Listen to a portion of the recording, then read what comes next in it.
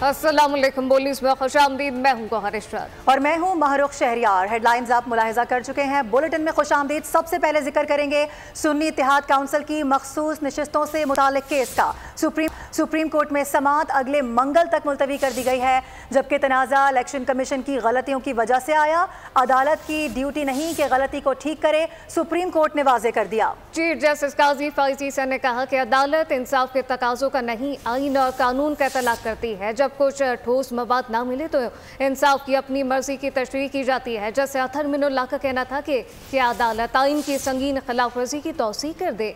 क्या कमरे में हाथी मौजूद हो तो क्या इसे नजरअंदाज किया जा सकता है? जबकि अटॉर्नी जनरल ने कहा कि सुन्नी इत्तेहाद काउंसिल ना पार्लिमानी जमात है और न इसे मखसूस नशिस्तें मिल सकती हैं। जैसे मुनीब अख्तर ने कहा, इलेक्शन कमीशन इन्हें पार्लिमानी जमात मान भी रहा है, फिर कैसे इनको नशिस्तों से महरूम कर रहा है?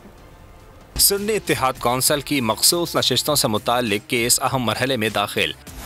अदालत ने वाज़े किया कि मौजूदा तनाज़ा इलेक्शन कमीशन की गलतियों की वजह से आया। दौरान समाअत जस्टिस मंसूर अली शाह का कहना था, लोगों को इल्म था कि आसाद करार दिए गए उम्मीदवार PTI के हैं। अदालत मामले की पूरी तस्वीर न देख सके तो क्या आंखें ही बंद कर लें? जस्टिस अथर मिनुल्लाह ने कहा, साबित हो चुका है कि इलेक्शन कमीशन ने अदालती फैसले की गलत तशरीह की। क्या आप चाहते हैं हम नजरिया ज़रूरत को दोबारा जिंदा कर दें? अटॉर्नी जनरल का मौक़िफ़ था, सुन्नी इत्तेहाद काउंसिल न पार्लिमानी जमात है, न इससे मखसूस नशिस्तें मिल सकती हैं। जस्टिस मुनीब अख्तर बोले, इलेक्शन कमीशन का रिकॉर्ड ही इन अरकान को सुन्नी इत्तेहाद काउंसिल का मान रहा है। बताएं ना, इलेक्शन कमीशन इन्हें पार्लिमानी जमात मानकर कैसे नशिस्तों से महरूम कर रहा है? दौरान समाअत जस्टिस जमाल मंदुखेल ने सवाल किया कि क्या इलेक्शन कमीशन अस खुद किसी उम्मीदवार को कह सकता है कि वो आज़ाद रुकन है, जमात का रुकन नहीं? बाद अदालत ने केस की मज़ीद समाअत 9 जुलाई तक मुलतवी कर दी। और सुप्रीम कोर्ट में समाअत के बाद PTI रहनुमाओं ने अदालत के बाहर मीडिया से गुफ्तगू की। शिबली फराज ने कहा कि पूरी दुनिया में तनकीद हो रही है कि ये कैसे इंतखाबात हुए थे। इलेक्शन कमीशन आईनी जिम्मेदारी पूरी करने में नाकाम रहा है। इसी ने असल मसला खड़ा किया। असद कैसर बोले कि PTI डील नहीं करेगी, हमारे खिलाफ केसेस में कोई जान नहीं। किया था इलेक्शन कमीशन ऑफ पाकिस्तान ने, गलत इंटरप्रिटेशन की सुप्रीम कोर्ट के फैसले की और जिसकी सज़ा पूरी कौम भुगत रही है।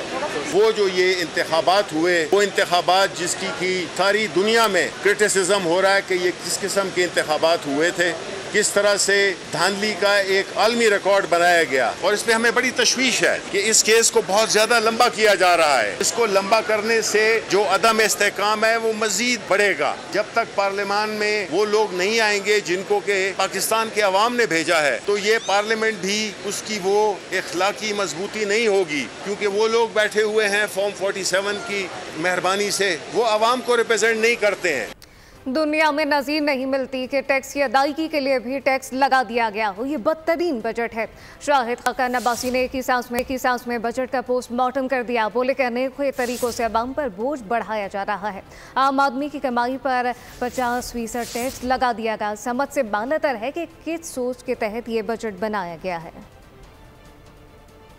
क्या आपने कोई रास्ता ढूंढा है आगे का कि कैसे हम खर्चात को कम करेंगे और आमदन को बढ़ाएंगे? हुकूमत अगर 4000 अरब के टैक्स लगा रही है, कुछ अपने खर्चात में कमी कर लेती। आप अवाम पर 4000 अरब का बोझ डालकर अपने खर्चात 25% बढ़ाकर और बगैर किसी इस्लाहात के, जो आदमी मुल्क में काम करता है सैलरीड क्लास के अलावा आमदन है, उसका 50% आपने टैक्स लगा दिया। यानी जो आदमी कमाएगा उसका आधा हुकूमत ले जाएगी। जिस तरह ये मुल्क चलाया जा रहा है, जो हमारी सोच है, आप मंजिल खो रहे हैं।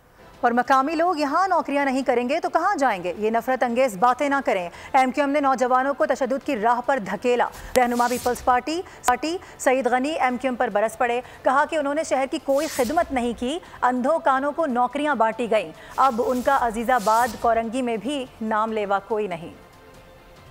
कोटा सिस्टम है, उसका आगाज किया था लियाकत अली खान ने। और क्यों किया था? जब ये पाकिस्तान बना तो पाकिस्तान में अक्सरियत बंगालियों की थी, लेकिन उनके पास वसाइल नहीं थे, उनके पास वो चीजें नहीं थी कि वो कम्पीट कर सकते।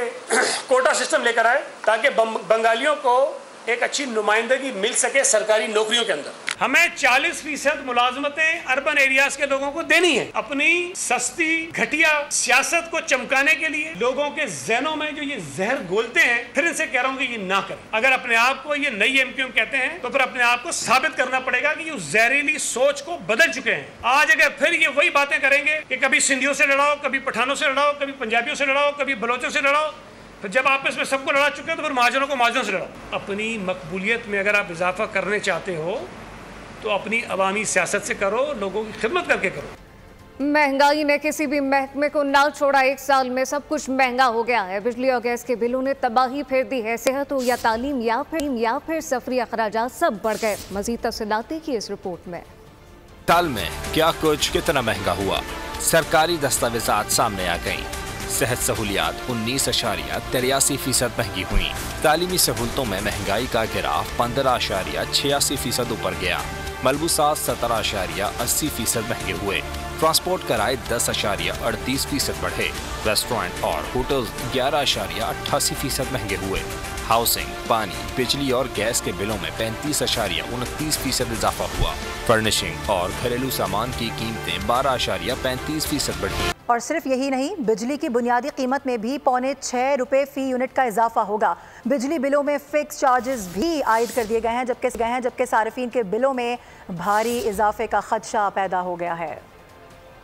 टैक्सेस की भरमार, बिजली के निर्ख में होशरबा इजाफा, घरेलू मईशत का जनासा निकलने को तैयार। बजट के साथ बिजली की बुनियादी कीमत में ₹6.25 फी यूनिट का इजाफा आवाम की कमर तोड़ने के लिए तैयार है। नेपरा के मुताबिक इजाफे का इत्तलाक 1 जुलाई से होगा। इजाफे से बिजली का औसत बुनियादी टैरिफ ₹29.78 से बढ़कर ₹35.05 फी यूनिट हो जाएगा। बिजली की तकसीमकार कंपनियों के मुनाफे में इजाफे का बोझ भी आवाम पर डाल दिया गया। नेपरा की जानिब से घरेलू सार्फिन पर आयद फिक्स्ड टैक्स भी रवा माह से वसूल किया जाएगा। 200 यूनिट इस्तेमाल करने वाले सार्फिन फिक्स्ड टैक्स से मुस्तस्ना होंगे। 301 से 400 यूनिट इस्तेमाल करने वालों से ₹200 माहाना, 401 से 500 यूनिट इस्तेमाल करने वालों से ₹400 माहाना लिए जाएंगे। इसके अलावा 501 से 600 यूनिट इस्तेमाल करने वालों से ₹600 माहाना, 601 से 700 यूनिट इस्तेमाल करने वालों से ₹800 माहाना वसूल किया जाएगा। 700 से ज़्यादा यूनिट इस्तेमाल करने वालों से फिक्स्ड चार्जेस से ₹1000 वसूल किए जाएंगे। मुल्क भर में बिजली की नाकाफी पैदावार और बढ़ती तलब से बदतरीन बहरान पैदा हो गया है। बिजली का शॉर्टफॉल 6,663 मेगावाट तक पहुंच गया।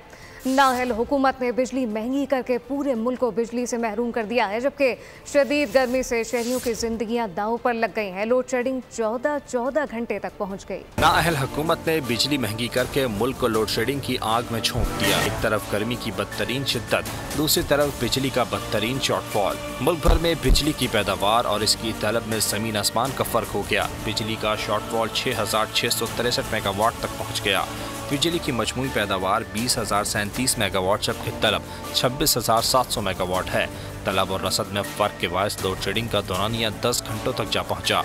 शहरी इलाकों में 8 घंटे जबकि देही इलाकों में 10 घंटों की लोड शेडिंग हो रही है। लाइन लॉसेस और नुकसानात वाले फीडर्स पर बिजली की बंदिश 14 घंटे तक है। अफसोसनाक खबर आपको देंगे। कराची में हालिया हीट वेव के बायस अमवात की तादाद 49 हो गई है। जून के महीने में कराची में 3,338 शहरी हीट स्ट्रोक का शिकार हुए हैं। सिंध हुकूमत के आदाद-ओ-शुमार के मुताबिक हीट स्ट्रोक के बायस 45 शहरी जाम बहक भी हुए हैं। आपको ये बता दें कि कराची में जो हालिया हीट वेव है उसके बायस अमवात की तादाद 49 तक पहुँच चुकी है। जून के महीने में कराची में 3,338 शहरी हीट स्ट्रोक का शिकार हुए। सिंध हुकूमत के आदाद-ओ-शुमार कुछ सामने आए हैं, जिसके मुताबिक हीट स्ट्रोक के बायस 45 शहरी जाम बहक हुए। हुकूमती दावों के बावजूद के इलेक्ट्रिक की कराची दुश्मनी बरकरार है। सख्त गर्मी में 16 से 18 घंटे लोड शेडिंग ने अवाम का भुरकस निकाल दिया है। बीमार और बुजुर्ग शहरी सबसे ज्यादा मुतासिर हैं। बिजली बंदिश के बायस कई इलाकों में पानी का बहरान पैदा हो गया, जिससे शहरी जहनी अजियत में मुब्तला है। और के इलेक्ट्रिक की जानिब से बदतरीन लोड शेडिंग की जा रही है। कराची के अवाम को न दिन को सुकून है और न रात को। शहरियों का कहना है कि इस लोड शेडिंग से जहनी अजियत का शिकार हो चुके हैं। 3-3 घंटे शॉर्ट है। यहाँ तो भाई काम करना भी माल हुआ है। गर्मी में यहाँ बैठे हुए, लाइट नहीं है। सुबह 9 बजे की लाइट की भी ना काम करने के काबिल है ना सोने के काबिल है। बूढ़े बैठे हुए नींद के हमारे बेचैन हुए पड़े, परेशान हो रहे हैं, तबीयत खराब हो रही है इनके यहाँ पे। या आए दिन मैयत हो रही है यहाँ पे, परेशान हुए पड़े लोग। बिजली के बिना परेशानी तो है ही है, ना कि दरख्त थल्ले बैठे हैं कुर्सी लेके, और कामदियों में बैठे हैं, हर कामदियों में बैठे हैं, और क्या करें हम। बिल भी पूरा आ रहा है, ना गैस आ रहा, ना बत्ती आ रही है, कोई हाल नहीं। ये ना पानी है, ना बिजली है, ना गैस है। भाई इस कराची का तो तबाही है, तबाही है। अबे भाई कुछ तुक्को करो, गरीब आदमियों को मर जाएंगे, जहांगीर रोड के लोग सब मर जाएंगे। बच्चे जो है ना गर्मी में तड़पड़ा रहे हैं, दाने निकले हुए हैं, लाइट नहीं है, आ रही है जा रही है, पर घंटा आती है 4-4 5-5 घंटे गए। हम खबर शामिल करें, आपको बताएं कि सिंध काबीना में रद्दोबदल का इम्कान है। बिलावल ने कारकर्दगी ना दिखाने वाले वज़रा के खिलाफ नोटिस ले लिया है, जबकि ज़रा के मुताबिक वज़ीर आला सिंध को काबीना में नए चेहरे शामिल करने की हिदायत है। इस मुतालिक मज़ीद क्या तफसीलात हैं, गाजी जंदे से जानते। जी गाजी, आगाह कीजिएगा।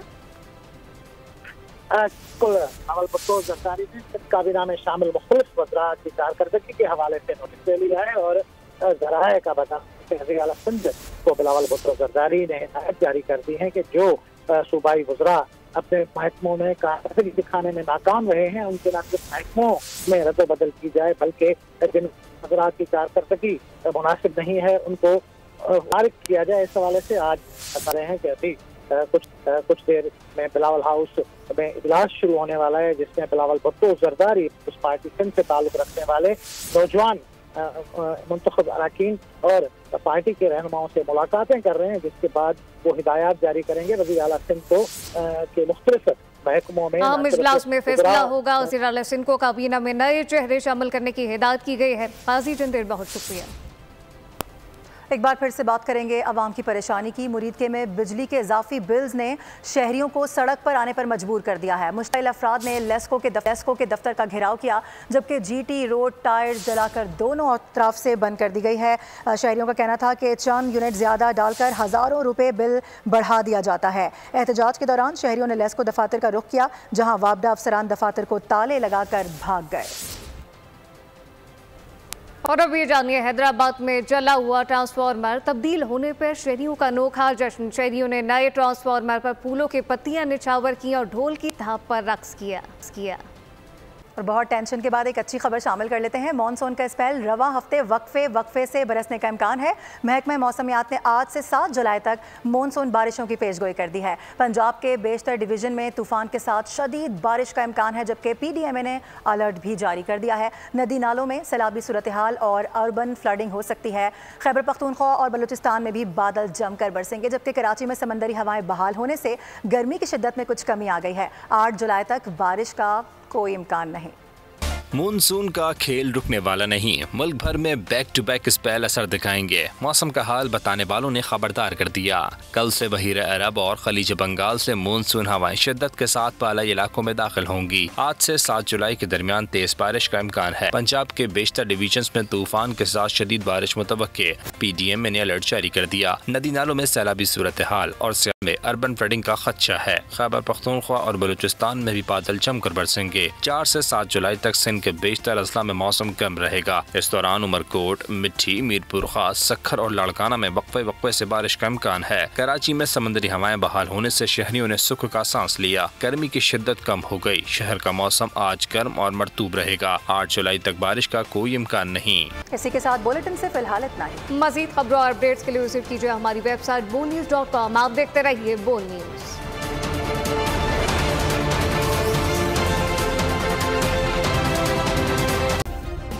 सब्सक्राइब करें और बेल दबाएं ताकि कोई खबर रह न जाए।